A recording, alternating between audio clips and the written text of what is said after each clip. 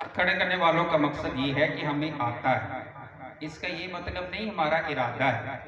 तो इनका मकसद ये है कि हमें आता है कि जिसको भी आप आगे करेंगे इंशाअल्लाह ये आपको उसका जवाब देंगे। नबी करती हाँ,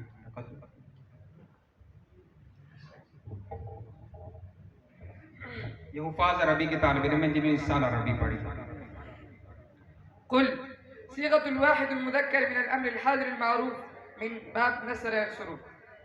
قال قالا قالوا قلت قلتما قلتم قلت قلنا قالت قالتا قلنا قلتِ قلتما قلتن قلت قلنا يقول يقولان يقولون تقول تقولان تقولون أقول نقول تقول تقولان يقولن تقولين تقولان تقولن أقول نقول قل قلا قلوا قلي قلا قلنا